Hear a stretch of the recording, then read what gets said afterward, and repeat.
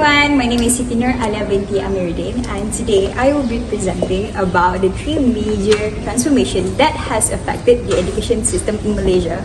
So stay tuned, alright? Let us start by looking at one of the biggest changes in Malaysia's education system, which is the abolishment of UPSR and PT3. When we talk about education in Malaysia, most of us would probably remember major exams like UPSR in year 6 and PT3 when we are in Form 3. So these exams were once seen as important milestones, especially for primary and lower secondary students. UPSR, which was introduced in 1988, was a compulsory exam for all year 6 students, mainly used to assess their mastery of basic skills like reading, writing, and arithmetic, or what we know as the 3M. Meanwhile, PT3, which replaced PMR in 2014, was used to evaluate Form 3 students' academic performance based on national standards.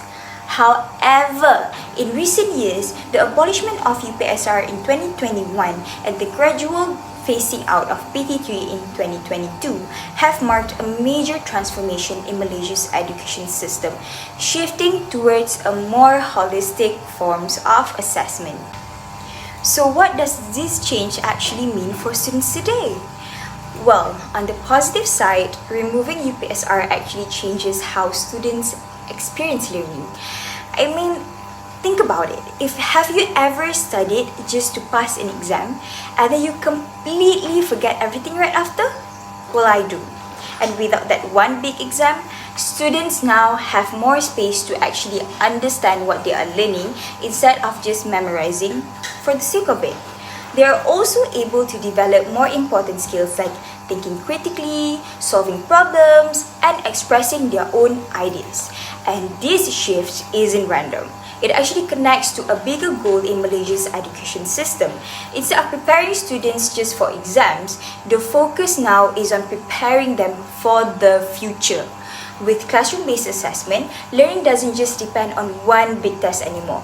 Instead, students are assessed continuously over time, which gives teachers a clearer picture of how they are actually progressing.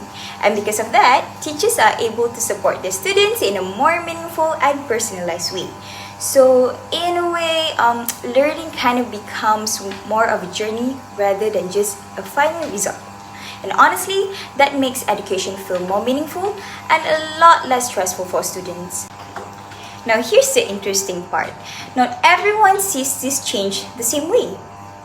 In fact, the discussion about bringing back UPSR and PT3 is still a hot topic in Malaysia's education system. Many parents feel that without these exams, their children's academic direction becomes less clear, as highlighted by Siti Baizura Muhammad and Baiti Salwana alias in a 2023 publication. At the same time, some teachers are also concerned that certain students, especially in Form 1, are struggling with basic skills like understanding Bahasa Melayu and mathematics, which makes it harder for them to prepare for Sijil Pelajaran Malaysia or SPM.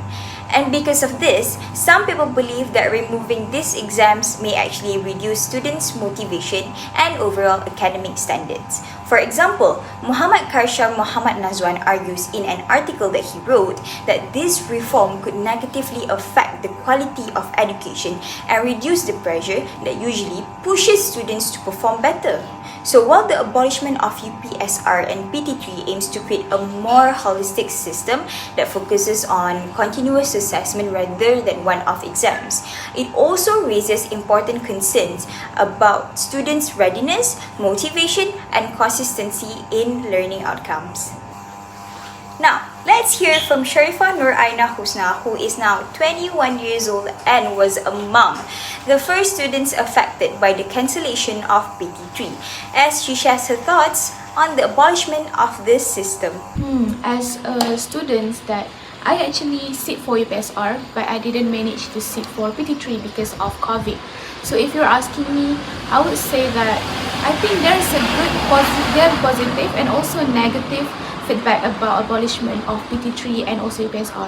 So I guess for UPSR, And PT3, the abolishment, for the positive impact is that the teacher can focus more on PPD, because not all students are exam oriented, not all students are good in exam. Some of them are having skills like other skills that they can go and teacher can actually access with PPD. But for me, for the negative feedback, I would say that when PT3 and UPSR is eliminated, students dia macam tak ada hala tuju. Mereka hanya belajar, they only learn because of exams. And even though it sounds negative, but trust me, when kids learn, they are forcing to learn, they are actually getting something, they are actually getting the knowledge. So I think that's the reason, that's the negative and also positive. There are positive side and also negative side of abolishment of UPSR and also PT3. So, as we can see, there are both advantages and challenges when it comes to this reform. So instead of completely relying on one approach, I think the focus should be on improving the current system. For example, clearer assessment guidelines and more consistent standards can help ensure fairness across schools. At the same time, teachers should be given more training to effectively carry out classroom-based assessment. And better communication with parents is also important so they understand how students are evaluated.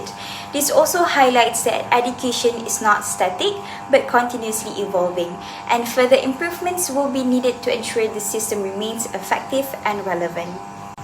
Moving on from changes in assessment, another important transformation that can be seen is in how learning itself takes place today. I think all of us remember a time when we were stuck at home, not allowed to go out, and suddenly everything around us started moving online, from communication to social media and even the way we learn. And one of the sectors that was most affected by this shift is education.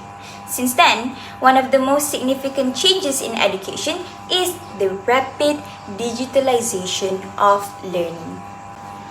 When schools were forced to close, teaching and learning had to shift online almost overnight through what we know as PDPR, or pengajaran dan pembelajaran di rumah. Platforms such as Google Classroom, Delima, Zoom, and even WhatsApp have become familiar tools for learning and communication. Teachers had to quickly adapt the teaching methods, while students had to adjust to learning from home. Before the pandemic, technology was often seen as just a supporting tool in the classroom. However, it then became a necessity rather than an option. Even after schools reopened, this transformation did not disappear. Instead, it continued through blended and hybrid learning, where digital tools are still used alongside face-to-face teaching. This transformation has brought several positive impacts. Firstly, it has significantly improved digital literacy among both teachers and students, which is an essential skill in today's rapidly evolving world. In addition, students are now exposed to a wider range of learning resources, such as videos, online exercises, and interactive platforms, which make learning more flexible, engaging, and accessible beyond the classroom. And if you think about it, learning is no longer limited to a specific place or time. It can happen anytime and anywhere. More importantly, this shift also encourages independent learning, as students are required to manage their own time, take responsibility for the progress, and become more active participants in their own learning journey. However, this transformation is not experienced equally by all students. One of the biggest challenges is the digital divide, where students in rural or underprivileged areas face difficulties such as poor internet connection or lack of devices. As a result, some students are unable to fully participate in digital learning, which affects their learning progress.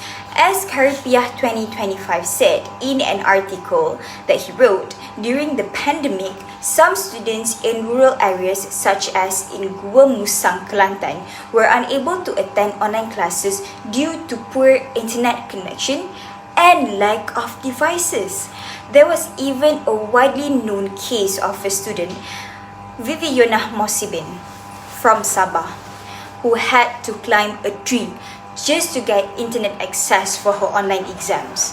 And even today, similar challenges still exist in certain areas, showing that the issue of unequal access to digital learning has not been fully resolved. In addition, some teachers may not be fully prepared to use digital tools effectively, and students can also face challenges such as lack of motivation and distractions when learning independently. Over-reliance on technology may also affect students' ability to think critically and solve problems on their own, for they rely too much on AI tools to think for them. But instead of just looking at this from a general perspective, let's hear from Nurul Huda, who actually experienced this sudden shift to online learning and how it affected her. So if I want to remember back during COVID, it is an experience that I want to forget, but I also want to remember it. At first, I was very excited because it's a new environment for me. But I always hope for studying at home.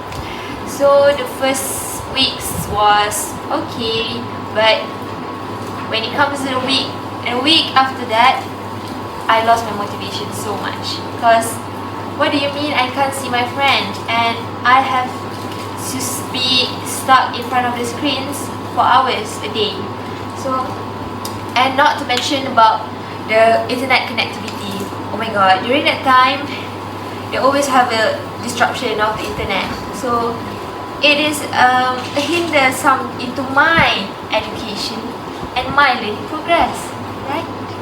So, but there are also moments that I really appreciate, because I think during that time I learned to manage my time well, and I can do things and I will be more flexible during that time because we are at home, right? So I can do so much things but still focus on the class. So I think that is the positive impact of the online learning education. And if you give me decision to be back to the online learning, I would rather not. I love seeing and teach and also learn face-to-face more.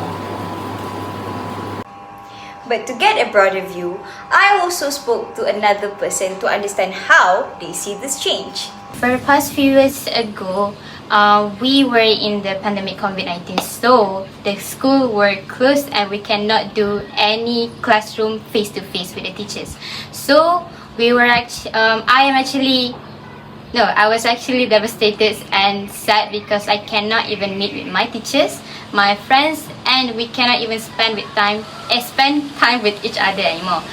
And when it was the class session, I was devastated so much and I cried a lot because I don't know how to use the Google Classroom, the Zoom, and it was actually awkward for me to talk to them in the online world. But then now in 2026, I actually enjoy being online, and I actually adapt with the online classroom, the Google Classroom, how to use them. It's not that awkward and it's not that hard for me. And actually, I gain a lot of knowledge from those online learning. So, as we can see, the experience can vary depending on each student's situation. This shows that while digital learning creates new opportunities, it also exposes existing inequalities in the education system. Therefore, the effectiveness of this transformation depends not only on the use of technology, but also on the equal access and purpose support for both teachers and students. Moving forward, Several improvements can be made to strengthen this transformation. For example, the government can provide better internet infrastructure and access to devices, especially for students in rural areas. At the same time, teachers should be given continuous training to enhance their digital teaching skills and design more interactive lessons.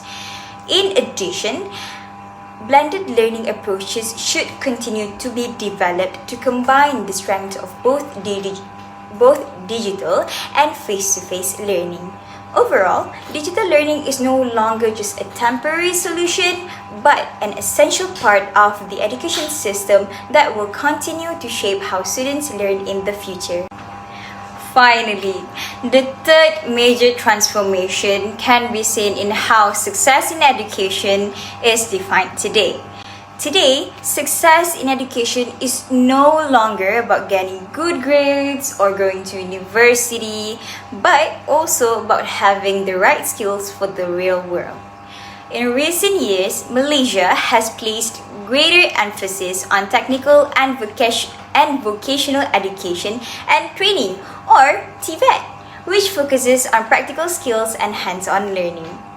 According to the British Council in 2025, more than half of Malaysia's secondary school leavers in 2024, around 53%, chose TVET as their first option, with over 200,000 students enrolling in these programs. And honestly, that's quite a big number. It really shows that more students today are starting to see skills-based education as a valuable pathway, not just a second choice. Previously, academic pathways were often seen as the main route to success, where students were expected to perform well in exams and continue their studies at university. On the other hand, vocational pathways were sometimes viewed as less desirable or even as a second option. However, this perception is now gradually changing, as skills-based education is increasingly recognized as equally important in today's world. Through TVET, students are able to develop real-world skills such as problem solving, technical abilities, and practical knowledge that can be directly applied in the workforce. For example, instead of only learning about theory, students are given opportunities to work with actual tools, equipment, and real-life situations, which helps them understand how things work beyond classroom. And if you think about it, learning actually becomes much more meaningful when you can actually see how it is used in real life. It also provides alternative pathways for students who may not excel in traditional academic settings, allowing them to discover their strengths and succeed in different ways. Rather than feeling left behind, these students are able to build confidence through hands-on learning and develop skills that suit their interests and abilities. In addition, TVET also helps to bridge the gap between education and employment, as students are better prepared with skills that match industry demands. This means that when they enter the workforce, they are not starting from zero, but already have the experience and competency needed, making them more employable and ready for real-world challenges. However, this shift also comes with its own set of challenges. One of the main challenges is the social stigma surrounding vocational education, where some people still view it as a second option compared to academic pathways. And honestly, I think many of us have heard of comments like, if you go into TVET, it means you're not good enough academically. And that kind of mindset can be really discouraging, especially for students who actually have strong practical skills but feel pressured to follow the academic route instead. But beyond just this general idea, I wanted to know, do people actually still think this way today? So, I asked someone about their views on TVET, especially on whether it is still seen as a second option. So we welcome Miss Hani Faraliana. Yes, personally I think certain people still have the mindset where TVET is a second option. This is because they think the academic as way more important than technical and vocational skills. While for me, I think TVET is an essential skill for students because not all students have the same potential and ability. Some may be expert in academic, but some may be more expert in technical and vocational. So not all students are the same. So I think this mindset have to be forgotten, and all people should consider TVET as an important and essential skill in life for the future of all students. So, as we can see, perceptions about TVET can still vary, and for some people that stigma still exists. In addition, access to quality TVET programs, facilities, and equipment may not be equal across all regions, especially in rural areas again, which can affect the quality of learning. For example, rural schools often face challenges such as poor facilities, unstable internet connection, and limited laboratory resources, all of which are important for hands-on training in TVET programs. So, this shows that while TVET is a valuable transformation in redefining success, its effectiveness depends not only on the system itself, but also on public perception and equal access to opportunities. Therefore, greater awareness needs to be created to change societal perceptions towards vocational education. At the same time, better facilities, stronger industry collaboration, and more support from the government are needed to ensure that TVET can be implemented effectively and benefit all students. So to sum up, I have talked about the three major transformations that have happened, which are the abolishment of UPSR and PT3, and then the digitalization in education, and lastly about TVET. So I hope that these changes will keep on bringing good towards the students, towards the teachers, and also the education sector. With that, thank you for listening. Bye-bye!